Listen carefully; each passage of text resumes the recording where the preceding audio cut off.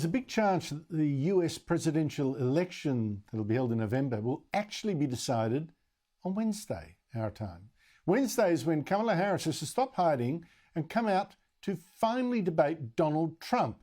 And just when the big poll in the New York Times shows Trump just ahead of her now, 48% to 47%, which is actually terrible for Harris.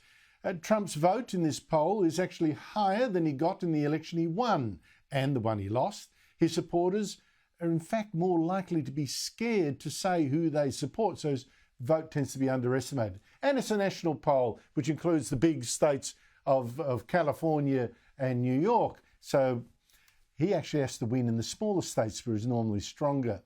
So this all makes the debate very crucial. That's a redundancy. Crucial. Worse for Harris is that voters seem to be seeing through the media hype about her. They can see she hasn't given a single real press conference since becoming the candidate, and she's given just a single interview, blathering on the friendly CNN for just 18 minutes of talking time with her running mate and coach Tim Walz there to help her, hold her hand, almost literally. Nor has Harris revealed many policies at all. So the Washington Post, for instance, a left-wing paper, is now reporting what she's actually buying when out campaigning with a post like this. Kamala Harris just bought creamy peppercorn dressing base, Fox Point seasoning, Trinidad lemon garlic marinade, Turkish seasoning, and Tuscan sunset salt-free Italian seasoning. Well, that's real journalism right there. Give that man a Pulitzer. And the vacuum now is being filled with clips of Harris talking not about foreign policy, but lipstick. And so I keep taking the lid off and having my cup out so that I don't have that big lipstick mark on the lid. So I said, can we do something about the color of the lid?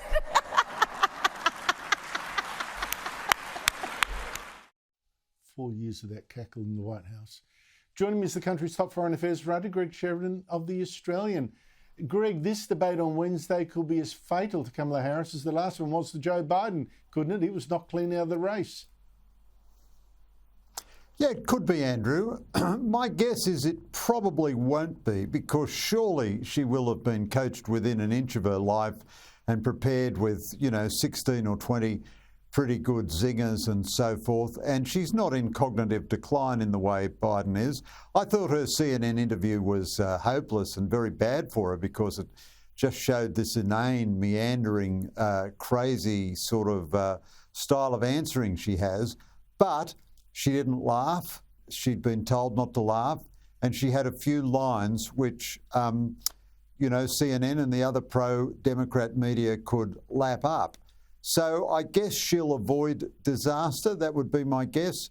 Trump sometimes does himself a lot of harm in debates as well. I think the rules are going to be the same as they were last time. And that helped Trump, because it meant that he couldn't, bluster over the top of Biden.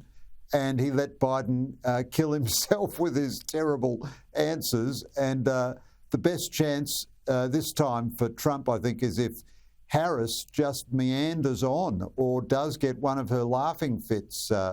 It is strange how all senior American politicians have developed traits of personality which make them look like raving lunatics on air. Yeah, that's true too. The polls, what do you make of them? Well, I think what they're showing us is that it's a dead heat. It's very hard to analyse. It looks like Harris had her poll bounce, her convention bounce before the convention, and the bounce is dissipating. It's hard to know whether the New York Times Siena poll is an outlier or is the beginning of a trend back to Trump.